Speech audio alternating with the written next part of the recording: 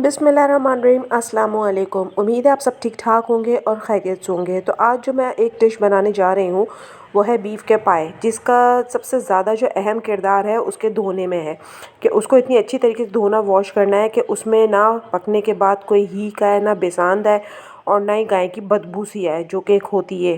तो इसके लिए मैंने पायों को जो अच्छी तरीके से धो लिया है। अब मैंने एक पतीली में पानी को उबलने के लिए चढ़ा दिया और उसमें अच्छा सा खौल आ गया है। उसमें मैंने पाए डाल दिए और पाए डाल के उसमें मैंने एक भर के 1 टेबल स्पून जो है अदरक लहसुन का पेस्ट डाल दिया। अब इसमें जैसे ही एक उबाल आया तो मैंने उसको छान लिया है ताकि इसमें से सारी हीक और बदबू ख़त्म हो जाए। अब इसको छान के जो है मैं दोबारा से एक दफ़ा फिर धोऊंगी और इसको जो है अब छुरी की मदद से जो है अच्छी तरह से स्क्रैप कर लूँगी ताकि जितने भी इस पर निशान और जितनी भी डेड स्किन वगैरह है वो अच्छी तरीके से साफ़ हो जाए। तो ये देखें, क्योंकि पाए की सफाई बहुत ही इम्पॉर्टेंट होती है, क्योंकि अगर इसमें ज़रा सी भी हीक और बदबू आए तो फिर बिल्कुल भी पाए खाए नहीं जाते और ये इतनी मेहनत से बनते हैं कि आपकी सारी मेहनत बर्बाद चली जाती है। तो इस छुरी की मदद से अच्छी तरह से जहाँ जहाँ आपको लगे कि कोई निशान या मार्क है तो उसको स्क्रैप कर लें और अच्छी तरीके से साफ़ कर लें। तो यहाँ मेरे सारे पाए धुल चुके हैं अच्छी तरह से और इसमें से बदबू भी बहुत हद तक ख़त्म हो गई थी, क्योंकि मैंने पानी में इसको खौला लिया था और अदरक लहसुन का पेस्ट भी डाल दिया था इसमें। तो अदरक लहसुन भी इसकी हीक मार देता है। ये देखें कितनी साफ़ सुथरे अल्हम्दुलिल्लाह जो है पाए हो गए हैं, सारा इस पे से स्मेल वगैरह ख़त्म हो गई है। अब दूसरा प्रोसेस ये करना है कि एक पतीली में जो है मैंने पाए डाल दिए हैं और इसके साथ जो है मसाले जाएंगे। ये तेज़पात का पत्ता, दालचीनी, बड़ी इलायची, सफ़ेद ज़ीरा, बादियान का फूल, नमक, अदरक लहसुन, ये सारी चीज़ें इसमें जो है चली जाएंगी और इसकी हमने यखनी बनानी है और इसमें इसके अलावा कुछ भी नहीं डलेगा।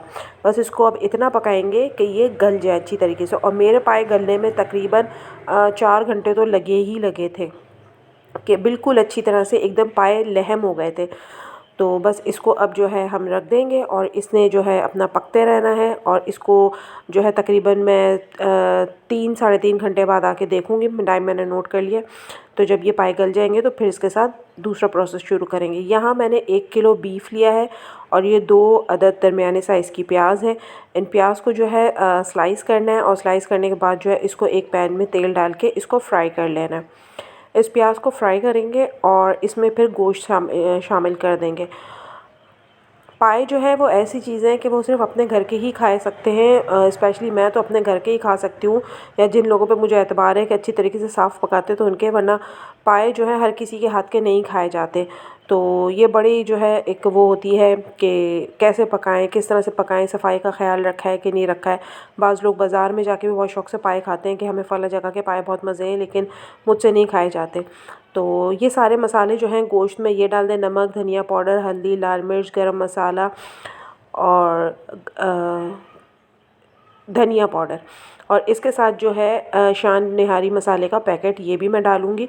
ये तकरीबन मैंने 1.5 पैकेट डाला था इसका। तो इससे बड़ा अच्छा मतलब टेस्ट फ्लेवर आता है निहारी मसाले से।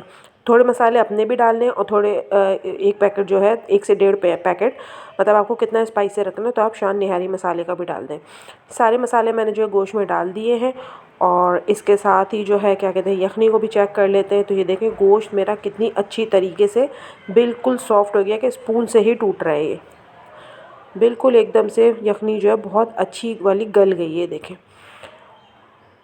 यखनी मेरी तैयार है। अब यहाँ पर जो अब इस स्टेज पे जितने भी ये गरम मसाले डाले थे ये सारे यखनी में से निकाल देंगे, ताकि ये बहुत बुरे लगते हैं अगर मुंह वगैरह में आ जाए और देखने में भी डिश आउट करते वक्त भी बहुत बुरे लगते हैं, क्योंकि इनका कोई काम नहीं रहा। इन्होंने जो काम दिखाना था अपना वो दिखा दिया और इन्हीं गरम मसालों की वजह से जो है पाए में बिल्कुल भी अब कोई स्मेल वगैरह बाकी नहीं रही है, बल्कि एक अच्छी सी यखनी की खुशबू सी आ गई है। तो ये पाए भी बिल्कुल तैयार हो गए हैं और इसके साथ ही जो है मैंने जो गोश्त चढ़ाया हुआ था, गोश्त भी मेरा तकरीबन 45 मिनट से 1 घंटे तक में गोश्त मेरा गल गया था बहुत अच्छी तरह से। तो गोश्त भी मेरा गल चुका है और पाए भी मेरे बिल्कुल रेडी हैं, तैयार हैं। तो अब इनको जो है आपस में मिक्स कर देना है। ये जो गोश्त वाला मसाला है निहारी का, ये मैं पाए में डाल दूँगी। अच्छा, बहुत सारे लोग जो हैं पाए मसाला इस्तेमाल करते हैं, लेकिन मेरे घर में जो है वो पाए के साथ निहारी मतलब पाए निहारी खाना पसंद करते हैं। तो इसलिए मैं जब भी निहारी बनाती हूँ तो उसे पाए के साथ ही बनाती हूँ। कभी बन जाती है बोम के साथ भी, लेकिन यह है कि मोस्टली जब भी पाए आते हैं तो वो ये होता है कि निहारी मसाले से ही बनेंगे। तो इसलिए मैंने निहारी मसाले का इस्तेमाल किया। आप चाहें तो पाया मसाला भी डाल सकते हैं या कुन्ना मसाला भी डाल सकते हैं। अब ये मेरा बिल्कुल यखनी जो है पाए का सालन जो है तैयार है। अब यहाँ पर मैंने 2 कप बेसन लिया है और बेसन को अच्छी तरीके से हमने भून लेना है। पूरा 2 कप तो नहीं लगेगा, लेकिन मैंने एहतियातन 2 कप लिया है कि अगर मुझे शोरबा इसका पतला लगा तो मैं दोबारा तो भूनने खड़ी नहीं होंगी, तो इसलिए मैंने एहतियातन भून लिया है। और ये भुना हुआ बेसन जो है बाद में भी काम आ जाता है, इसलिए इसमें कोई परेशान होने की बात नहीं है। 2 कप मैंने एहतियातन ले लिया है। इसको अच्छी तरीके से भून लेंगे और भून के इसको इतना पकाएंगे कि इसमें से खुशबू आनी शुरू हो जाए और इसका हल्का हल्का कलर भी चेंज होना शुरू हो जाए बेसन का। ये देखें, इसका कलर चेंज होना शुरू हो गया है बेसन का। अब आपको जितना रिक्वायर्ड है, मेरा तकरीबन 1.5 कप से थोड़ा सा ऊपर जो है मैंने लिया था, और इसको मैंने पानी के साथ अच्छी तरीके से घोल लिया। बस इसमें कोई गुठलियाँ या लम्स वगैरह ना बने। अब इसको जो है चम्मच चलाते रहेंगे और साथ ही ये बेसन का जो घोल हमने बनाया है ये इसमें शामिल करते रहेंगे, और ध्यान रखना है कि कोई गुठली वगैरह ना बने और अच्छी तरीके से ये हल हो जाए।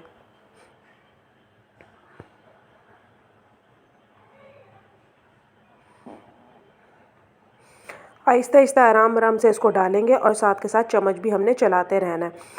अब ये बेसन पूरा डाल दिया है मैंने। अब इसको जो है एक उबाल देनी है और अच्छी तरीके से इसको उबाल आ गया है। अब जो इसका लास्ट काम है वो ये है कि एक दरमियाने साइज़ की प्याज को स्लाइस करके और उसे तेल में अच्छा सा गोल्डन फ्राई करना है, और उसके बाद जो है उसे इस निहारी पर डाल देना है। निहारी अल्हम्दुलिल्लाह तैयार हो चुकी है और बहुत मज़े की बनी थी। और आपको कैसी लगी आप मुझे कमेंट में ज़रूर बताइएगा, और अगर आप मेरे चैनल पर नए हैं तो उसे सब्सक्राइब करिएगा और मुझे दुआओं में याद रखिएगा। अपना रखिएगा बहुत सारा ख्याल। इंशाल्लाह फिर आपसे मुलाकात होगी। अल्लाह हाफ़िज़।